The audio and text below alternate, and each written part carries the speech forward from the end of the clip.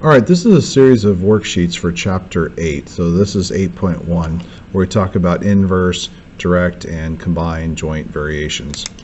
Question number 1 here says that x and y vary inversely, and you're supposed to write the equation for it.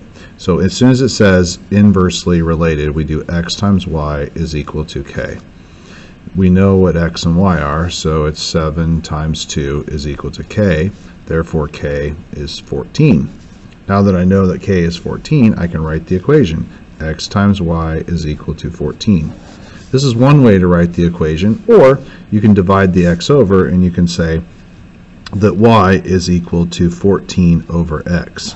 So if you were to type it into a graphing calculator, then you would want 14 over x instead of x times y equals 14. Number 2, same thing. X times y is equal to k. Negative 4 times negative 2 is equal to 8, so x times y is equal to 8, or y is equal to 8 over x. The next section says, what do these mean if you're going to write them out? So when it's like this, we know it's an inverse relationship, so we say I is inversely proportional to R. So when it looks like this, it's an inverse relationship. So I is inversely proportional to R, so inverse on the bottom.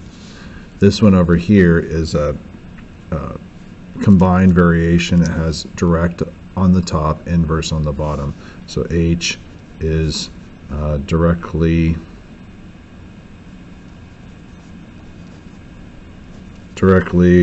proportional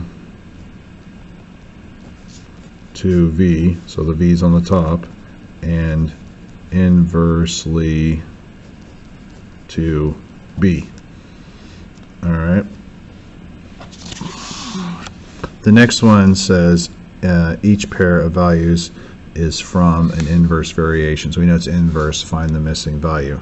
So we know that this times this is x times y equals k. So x times y is equal to 8. Because x times y is equal to the k, just like I did at the top of the paper. Now we know that this is 6, so 6y is equal to 8. We're trying to find y. We can divide over, and y is equal to 8 over 6, which is equal to 4/3. So y is 4/3 is the missing part. Then on this one here, it just has decimals in it. You're going to multiply these two together, so it's 1.2 times 4.5 is equal to k. If you multiply these together on the calculator, or what have you, we get 4.5. Then we would say x times y is equal to 5.4. Did I say 4.5? 5.4. We know x is 2.7, so 2.7y is equal to 5.4. Divide over, y is equal to 2. Okay, next page.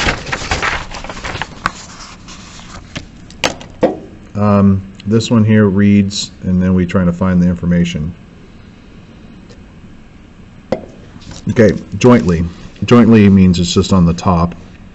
Direct and inverse is on the top and the bottom. So, here we go.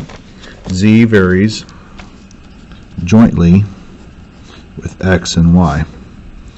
And then we have all this information here to find k. So z is 28, so we put 28 here. X is 7, y is 2. So 2 times 7 is 14, so I have 14k. 14k is equal to 28. We can divide, k is equal to 2. Now I have the equation. Z is equal to 2xy. Now up here, we're supposed to figure out what z is based on x and y. So z is equal to 2 times x, which is 6, times y, which is 4. Multiply this all together, we get 48. So z is 48.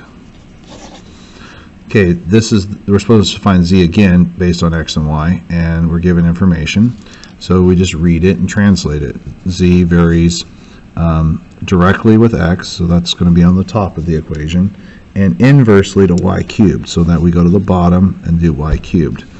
Now we have z is 3, so there's a 3 there. K is what we're looking for. X is 8. X is 8. And z is, or x is y. Y is 2, my bad. Cubed. So that's 8 divided by 8, that's 1, so k is just 3. So we have z is equal to 3x over y cubed. So now we're supposed to find z based on this information up here.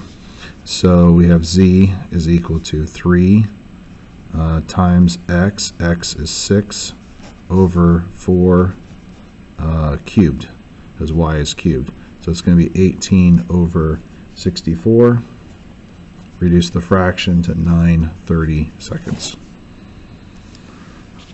And that's what z is equal to. Okay, the next problem is, let's see. The next problem is related to these tables here. You're supposed to figure out whether it's a direct variation, an inverse variation, or neither, and then write what the equation is. So I'm going to look for inverse first. I'm going to multiply x times y to get k. Does that work? Well, this times this is 20. This times this is 20. 20 and 20. So yes, x times y is equal to 20 every single time. So it is a inverse relationship, and y is equal to 20 over x. The next one, I'm going to try and multiply these together. This times this is 5. This times this is 4.5. Okay, now that's not going to work. What if I started dividing them? Because remember, y over x is equal to k. That's what I'm going to look for too. Well, this divided by this is not 2, and that divided by that is 2. So this is neither. It doesn't follow any pattern.